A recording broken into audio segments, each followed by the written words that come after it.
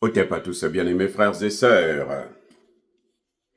Quelle est la stratégie que Tshisekedi a utilisée pour reprendre le contrôle de la région des Grands Lacs?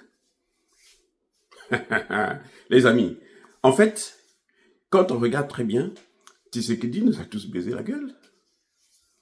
Il nous a, mais alors, il nous a tous eu. En tout cas pour la plupart. Ceux qui suivent un peu cette situation, qui ont pris des positions, comme nous autres, radicales, pour dire, mais Tshisekedi, il a entendu jouer. Il n'y a pas que le Rwanda, il y a aussi l'Ouganda, il y a aussi le Kenya. Tout le monde le sait. Il y a plus de 400 groupes terreau. Non, plus de 100, pardonnez-moi. Plus de 100 groupes terreau, différents groupes là, en RDC.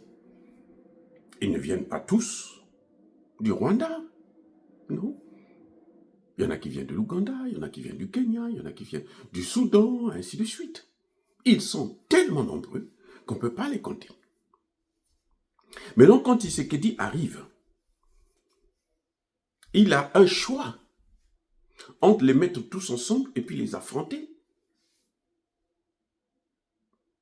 Avec un risque évident, c'est que les terreau, maintenant on le voit dans le Sahel, ils s'entendent, ils se réunissent, ils se regroupent, ils forment un seul homme et ils attaquent.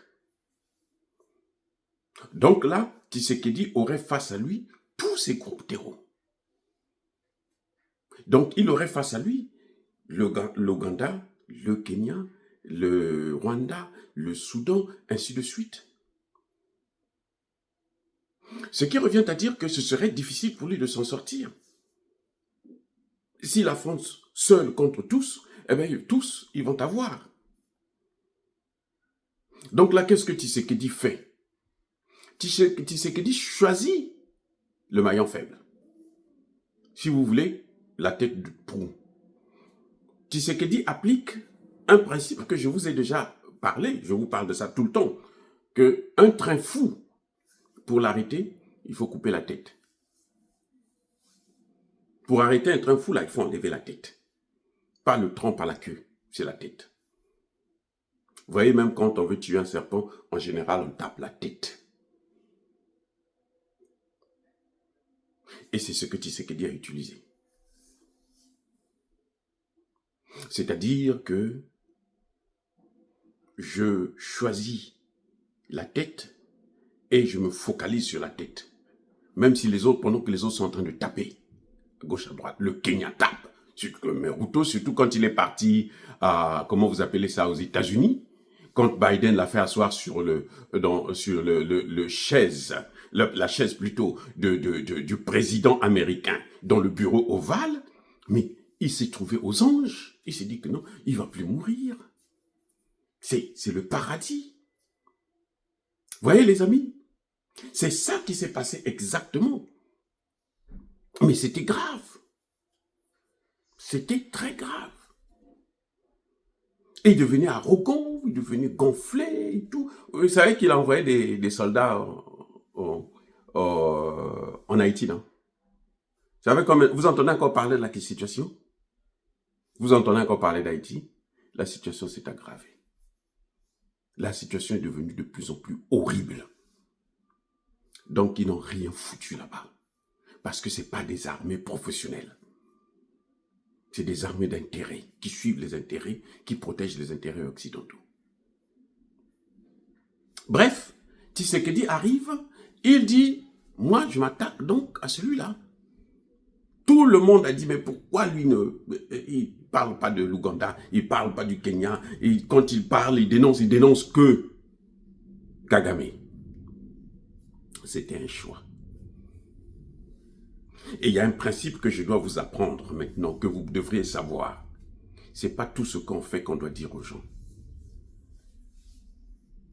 C'est une tradition africaine. Ce n'est pas tout ce que l'on fait qu'on doit dire aux gens. Tu veux aller à tel endroit, tu n'es pas obligé de clamer ça sur tous les toits. Parce que tes ennemis, si ça tombe sur leurs oreilles, tu sais ce qu'ils vont faire? Ils vont mettre des barricades sur ton chemin.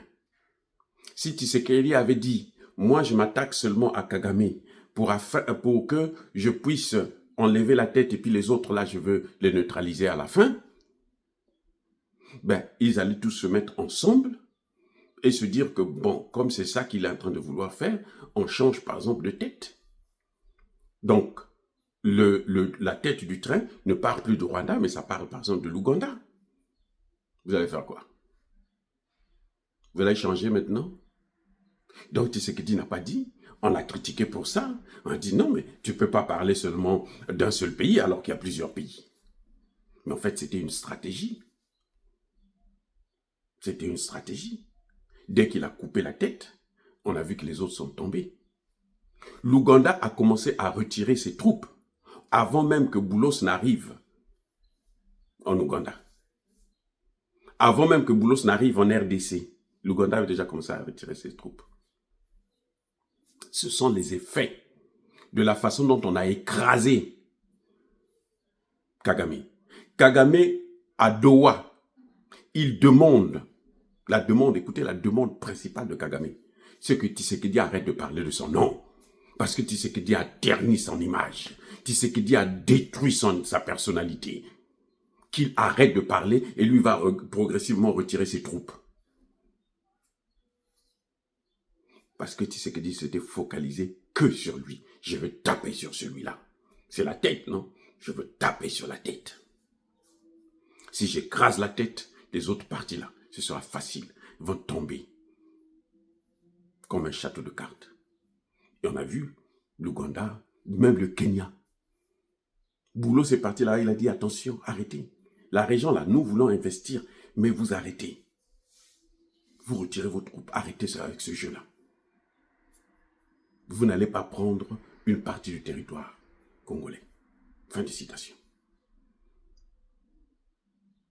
C'est une stratégie qui a marché. Ça a bien marché. Nous, moi, j'aurais souhaité autre chose, mais bon, c'est celle qu'il a choisie et ça a marché. Il s'est focalisé sur Kagame et tous ceux qui soutenaient Kagame sont tombés avec lui.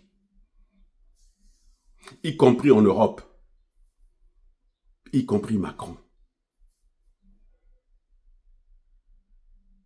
Y compris en Afrique, autour du pays. Tous les chefs d'État qui soutenaient Kagame, aujourd'hui, mettent la tête, ont la tête entre les cuisses. Quand ils regardent, ils ne peuvent plus regarder Tshisekedi dans les yeux. Tous ceux qui disaient non, mais on ne peut pas gagner cette guerre par là. Les armes et tout, il faut seulement la négociation et tout. Ils ont la tête entre les cuisses. Tshisekedi n'a pas négocié avec Kagame. Il n'y a pas eu de négociation à Doha, c'est quoi? Tshisekedi est venu faire un acte de présence. Parce que ce que Kagame demande, Tshisekedi ne peut pas lui donner ça. Et ça ne dépend pas de lui. Tshisekedi ne peut pas nous demander à nous de nous taire, de ne plus parler, par exemple, de Kagame. Et cette stratégie-là a été la bonne, en tout cas pour le cas de la RDC. Ça ne veut pas dire que dans toutes les situations, dans tous les pays, il faut faire la même stratégie, non. Je dis, donc pour ce pays-là, cette stratégie a marché. Et il faut saluer ça. Les amis, soyez bénis, soyez abondamment bénis par le Dieu des Kémites et par nos ancêtres évangélisés. Dans la vie, parfois, il faut éviter. Quand vous voyez des gens unis, il faut éviter de les affronter directement. Choisissez le maillon faible. Choisissez la tête de proue. Quand vous arrivez à neutraliser cette tête-là, vous allez voir que les autres vont tomber avec. Qu'il en soit ainsi.